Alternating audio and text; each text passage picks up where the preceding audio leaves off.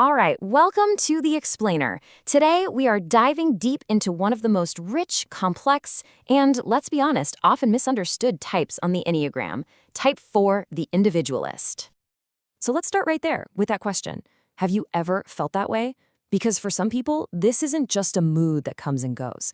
No, it's like a constant companion, a core part of who they are. It's that feeling of always being on the outside looking in, you know? And it's all driven by this deep, deep search for something truly personal and authentic. And that feeling of being different, well, for a Type 4, it's not just a feeling. It's the spark that ignites this huge, lifelong quest, the search for self. You see, for a Type 4, the thought of being just ordinary, it can feel almost unbearable. And listen, this isn't about being arrogant or thinking they're better than everyone else. It's a really deep need to figure out and then live out what makes them unique. The questions always running in the back of their mind are, who am I, really? And who out there can actually see me and get me for who I am? This quote just hits the nail on the head, doesn't it? It perfectly captures that inner voice of the 4. It's this core belief that their feelings, their story, it's all just somehow more intense, more complex, maybe even more meaningful than what most people experience. So as you can imagine, this constant search creates an incredibly beautiful but also, sometimes turbulent inner world. So let's dive in. Let's really explore the mind and the heart of a Type 4. Okay, so right here, this is the central tension for a 4. It's this constant push and pull, right? On one side, you've got this incredible desire to be uniquely themselves. But on the other, there's this nagging fear, what if I'm not special? What if I have no real identity at all? And believe me, that dynamic, it shapes pretty much everything they do. And all of that creates this very specific inner landscape. 4s just live in a world of really deep feeling. We're talking emotional highs and lows that are incredibly intense. They often find a strange beauty and melancholy in that bittersweet feeling. And it's all fueled by this persistent sense that something's missing. And that feeling, it's a double-edged sword. It drives their amazing creativity, but it also drives their need to pull back and just try to process it all. Now, this is so important for understanding how a 4 makes decisions. Think of it like this. Everything gets passed through an emotional filter first.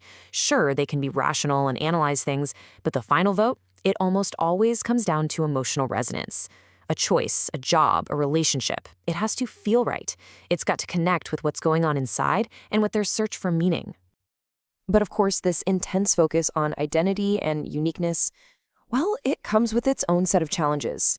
We have to look at the shadows that can pop up on this quest, because honestly, understanding these pitfalls is absolutely vital for a 4's growth. So that search for what's missing can start to turn sour, you know? It can become this chronic feeling of being flawed or deficient. 4s can get so wrapped up in their own emotional world that they kind of lose touch with what's actually happening. And this often leads to what you could call comparison sickness, that painful habit of looking at everyone else and thinking, wow, they've all got it figured out. It can even get to a point where they start to romanticize their own pain, making suffering a core part of their special identity. And, wow, this quote, it just gets right to the heart of the core wound, doesn't it? It's that painful story they tell themselves. I'm fundamentally broken. I'm incomplete. And the idea that real happiness is just over there, out of reach, until they can finally fix that one missing piece. You can see how incredibly self-sabotaging that belief can be. Ultimately, this feeling boils down to the ego fixation of what the Enneagram calls envy. And we need to be really clear here. For a 4, this is not about wanting a bigger house or a fancier car. It's so much deeper than that. It's this painful, gut-level belief that other people just have some essential ingredient for happiness. Maybe it's confidence or a sense of belonging that the 4 feels they were born without. Okay, but that is not the end of the story. Not by a long shot. Because when a Type 4 really commits to their journey of growth, wow, it leads to one of the most powerful and beautiful transformations you'll see in the Enneagram. So let's make that shift. Let's move away from the challenges and talk about their incredible strengths. This right here, this is the pivot. This is the turning point. It's that moment when a 4 can just stop. Stop the frantic search for what's missing out there, and instead turn their focus to the incredible richness that's already inside them. And when that happens, something absolutely magical starts to unfold. Suddenly, their true gifts just burst forth. Because they know deep emotions so well, they have this profound, almost psychic empathy for other people. That search for meaning, it fuels unbelievable creativity and a natural eye for beauty. Their willingness to face difficult feelings gives them a kind of emotional courage that is just so rare. And that whole lifelong quest, it all comes together in this powerful, unwavering commitment to being real, to being authentic, in a world that so often tells us to be something else. Healthy fours are the people who add emotional richness and aesthetic depth to the world. They're the artists, the poets, the counselors, the truth-tellers. They're the ones who remind us of the beauty and the messiness of being human.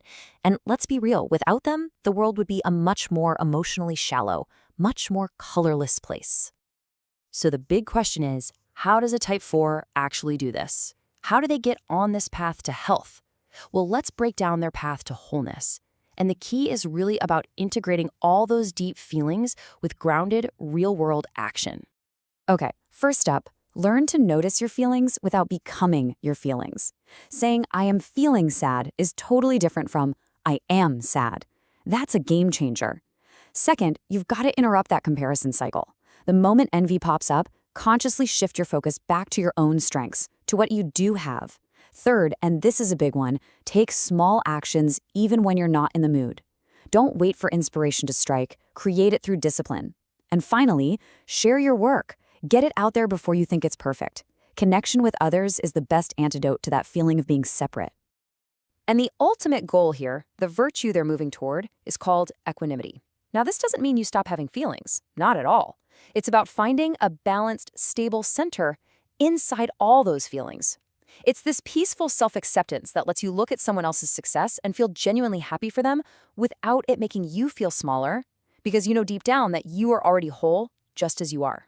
So this quote, this is what that transformed inner voice sounds like. Just notice the massive shift, right? The old story was, something's wrong with me, I'm incomplete. The new, healthy story is all about acceptance and wholeness.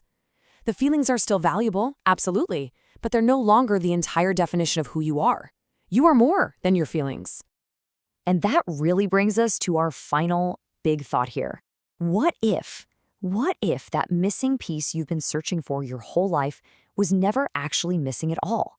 What if it was there the entire time, just waiting for you to stop searching and start accepting?